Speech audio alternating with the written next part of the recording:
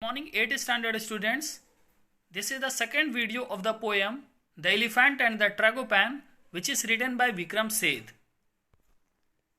So in this video we will learn something more about the poem in detail. The Tragopan falls to his gun.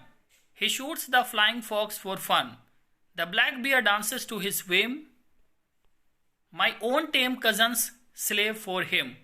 This four line is speaking that the birds used to die because the human beings are doing hunting. They used to kill the bird and they used to shoot so many other birds only for fun. Even the black bear, he used to dance to please the human beings. And my own tame cousin means other elephant, they are slave for the human beings. Right? So these four lines elephant is saying to all the animals, those who are present in that meeting where they are discussing to save their home, their habitat, and their elephant is giving this speech that I know the human beings better. And in these lines he is speaking about human beings. Now we can see the next stanza. Yet we who give him work and food have never earned his gratitude. He grasped our substance as of right to quench and spur his appetite. Nor will he grant us trust or grace to rest secure in any place. And this stanza is saying that we animals used to work for him. We used to provide him food also. But then also the human being is not showing gratitude towards animals. They used to think that all the work they are only doing. But actually the animals, we are working for the human beings. And whatever the thing is there, the human beings used to think that yes, we are having the right over it. Okay, this is mine. And like this only he used to show his appetite. Nor will he grant us trust. Means he will not leave us also that okay, if you want to live with peace, you can go away. And he will not keep us also with kindness. Right? So like this he is complaining about the human beings. So we can say that here the elephant is personified and he has given the qualities, attributes of the human being, and he is speaking all the things about the human beings. This is like a drama, right? Where the elephant is complaining about the human being, which is not possible in the real world. So here we can remember the writer that he is very eco-friendly and having the concern for the nature. And from this poem, he want to create the awareness among the reader that we should think about the wild animal, we should think about the forest, we should maintain the ecosystem, we should maintain the biodiversity. Now the next stanza. Sometime he worships us as gods or sings of us at Stratfords. It is place or fashion fable, myth and stories to celebrate our deeds and glories. And yet despite this fertile fush, when has he truly cared for us? And this stanza is humorous also, complaining also. How? Here elephant is saying that sometime they used to worship also we are God. Okay, like you see cow is sacred animal in Hinduism. Okay, elephant also. Like this in so many different religion they used to worship God, like Adivasi, you see, you talk about them, they used to worship animals like God. Okay, so here he is saying that we are having so many stories, so many fashion fable and myth, false also. These things are talking about our great deeds, our glories. And despite of all these things, now he is raising the question to all the listener that truly when the human beings have cared for us. Okay. Now we can see this stanza. He sees the planet as fief, where every hair or drop or leaf or seed or blade or grain of sand is destined for his mouth or hand. So he is saying that how the human beings used to see the planet, like everything is mine. Even the hair, even the drop, even the leaf, even the seed, even the blade, even the grain of sand, everything is belonging only to the human beings. Animals are not having any share. Anything should come either to my hand or to my mouth if I am human being.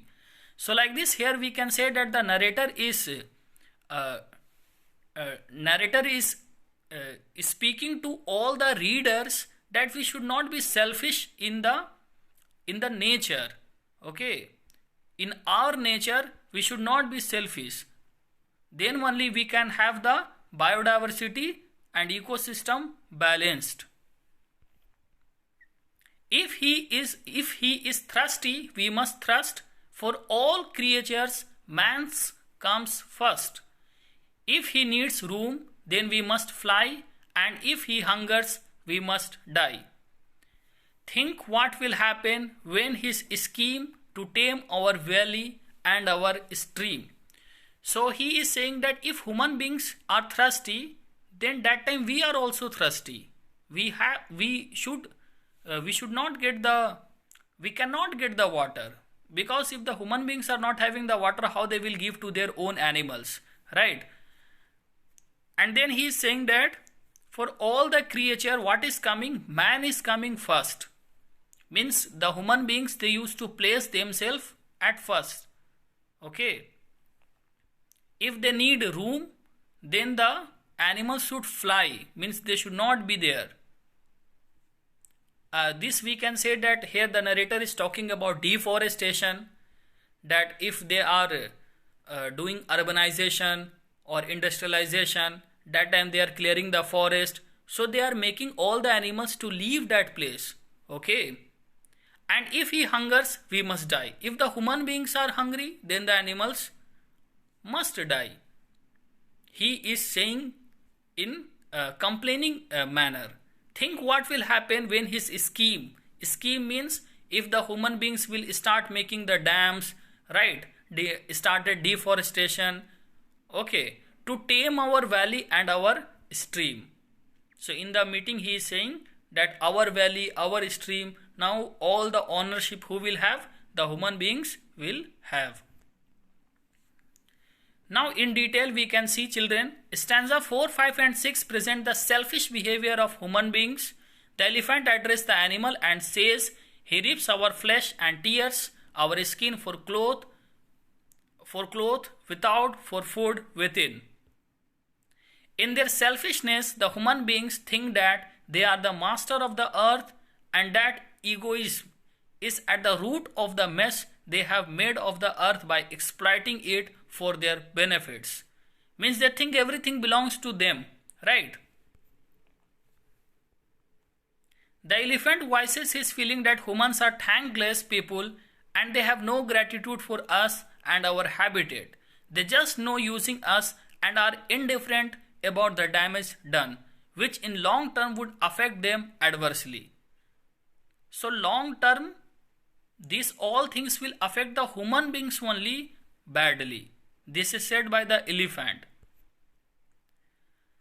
Man thinks that the world belongs to him. Because of this, he destroys the environment indiscriminately without regard to any of the creatures cohabiting the planet, and therefore everything living on it is in danger of destruction because of this attitude. So the human beings are not having the nature of sharing. Okay, that yes, this is my planet, this is also your planet. Okay, so we are living here, you are also having the ownership, this is your forest, and maybe in future the forest we will never cause any harm. But this is not like this.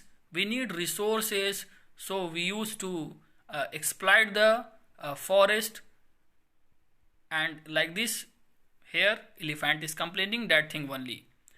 Irony too has been implied here, as the human beings worship the animals or sing their praises, but they don't even think once before being cruel towards them and destroying their habitat. This is called irony.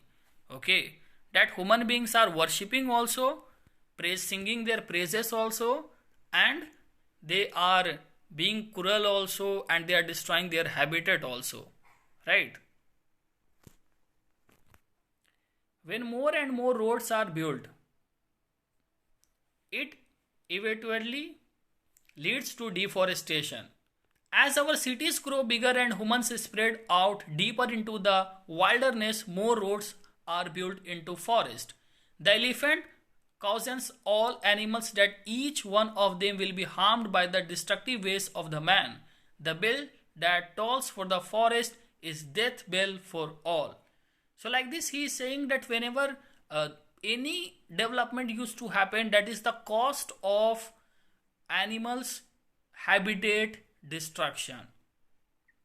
So thank you all children, have a good day.